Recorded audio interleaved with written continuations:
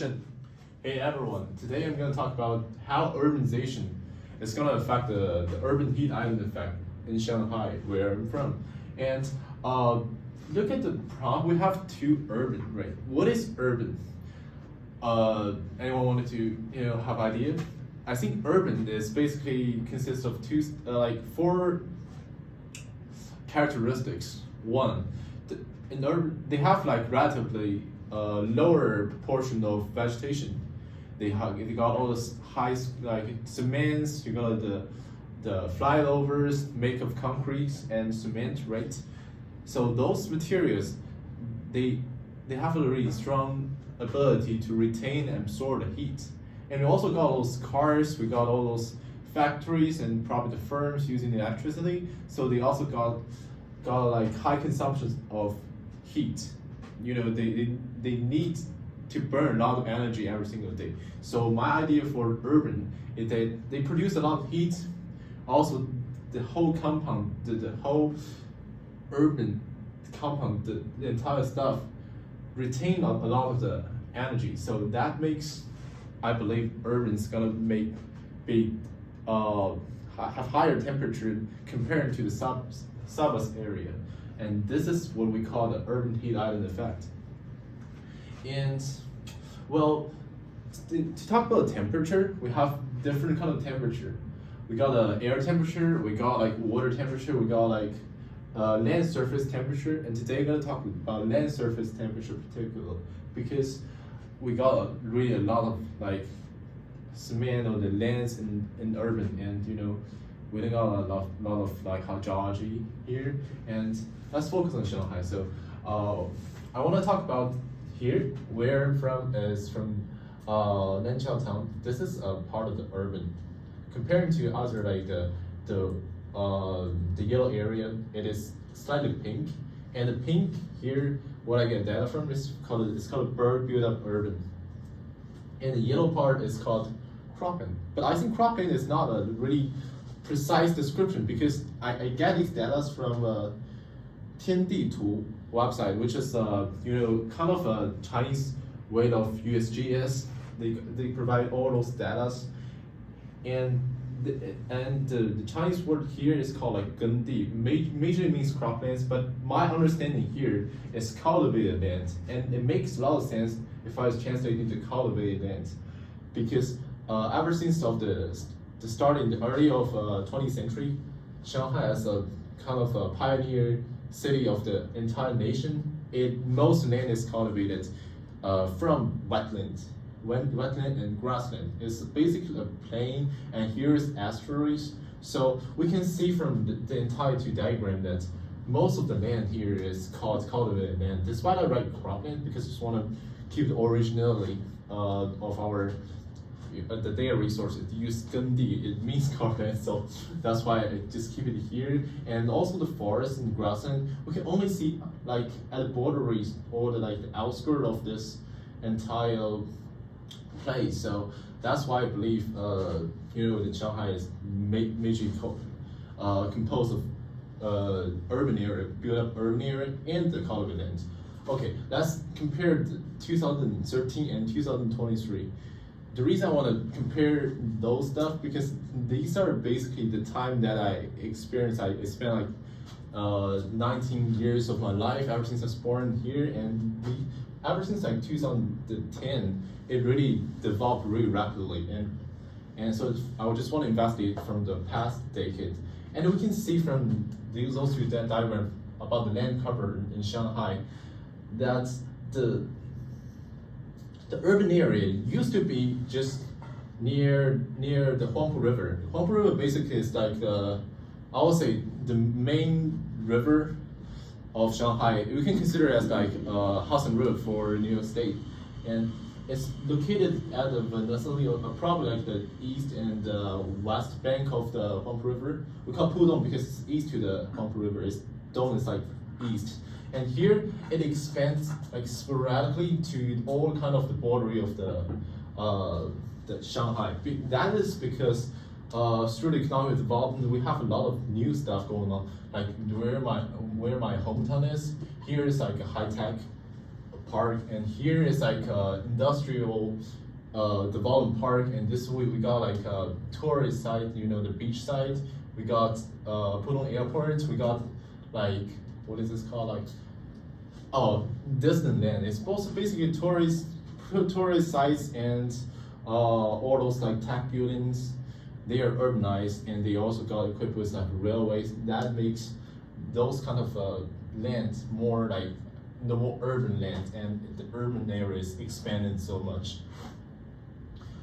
And still getting back to our topics, expansion of urban land affect the land surface temperature. Let's check about the surface area temperature from the past decades.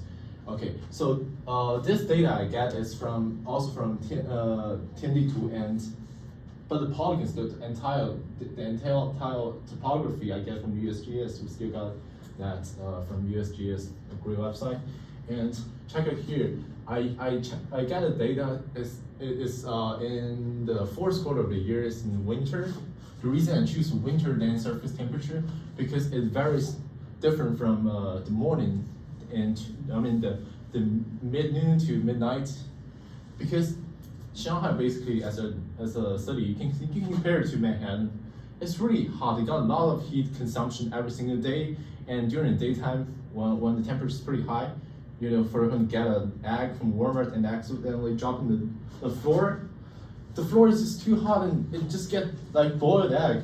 So that's why I just want to choose the winter as a time to work on my investigation of the land surface temperature. And we can see from here that in 2013, most of the temperature is around like 14 degrees Celsius, mostly like yellow, and slightly probably some part of it is like close to 0 degrees Celsius.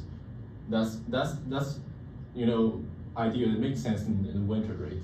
But after it's urbanized, despite this winter, the land surface temperature rise to above 30 degrees Celsius in certain parts. It's a little bit like out of like our normal understanding, but it happens because we really generate a lot of heat and it's absorbed here, right? So are we supposed to conclude that the expansion of urban area land will directly lead to the higher variation of the land surface temperature here? I guess not. Keep a deep look at here. Again, the Huangpu River. We can see that on each bank of the Huangpu River, despite, you know, we just merely look at the land cover, it's covered with urban land, but here, there's not all like, you know, extreme heat on the land surface. Why? Because this part is, because what I attributed here is because the purpose of the land use. This part is basically for like for finance, trade, every single stuff. So, and also the city trying to increase its, you know, the government trying to increase improve the city's image. So it makes those kind of city equipped with some vegetations, like the trees around the roads, and also the skyscrapers. They got glasses which has relatively high albedos. They're gonna reflect all the heat from the sun back to the universe and make here the downtown part generate far less energy than it used to be. So that's the reason why it's not that extreme heat. And also I attributed here because we took field master class and we have a term called proximity to water. And we know that the water have really relatively higher specific heat capacity to the soil. So we can see from here like the region closer to the Huangpu River, none of them have like an extremely high temperature, like 30 degrees Celsius during the day. So I will also attribute this one to one of the reasons why the land surface temperature is not varied that much. So there's actually a lot of factors affecting the land surface temperature. And I want to just talk about here because we compare to this the land cover, this part is not urbanized at all. Like a bit like west or south to where I was born.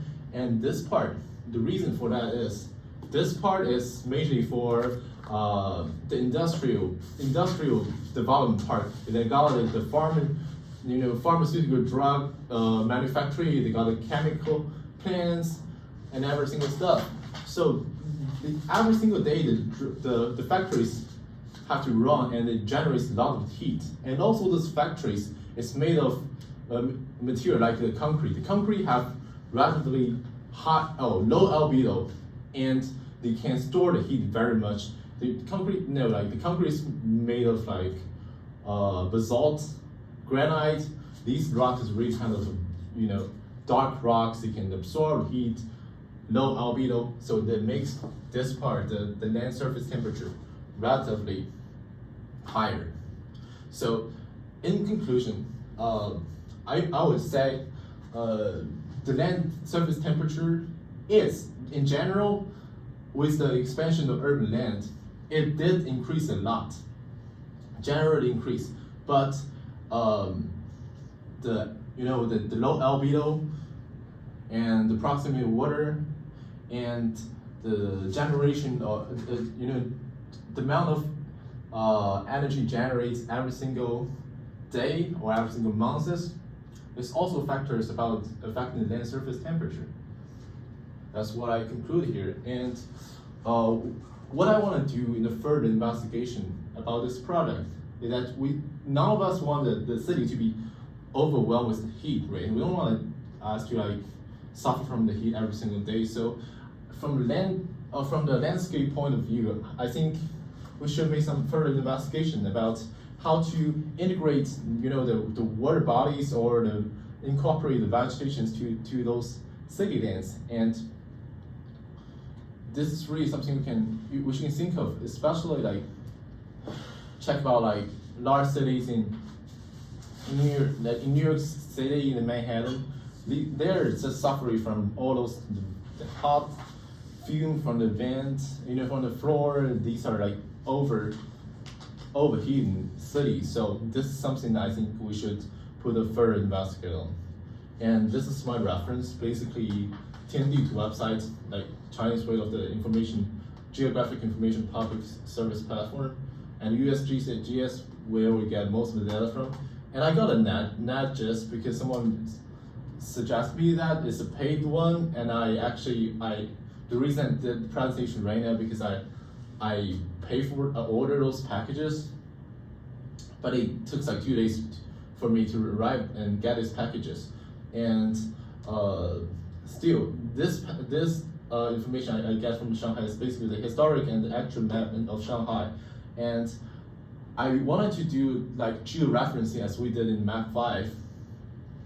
But here, I think we don't need that because I think the comparisons works better than put a layer on the top. So I changed my mind and then do the georeferencing, and I just do the heat map. So basically that's my presentation, and thanks for listening.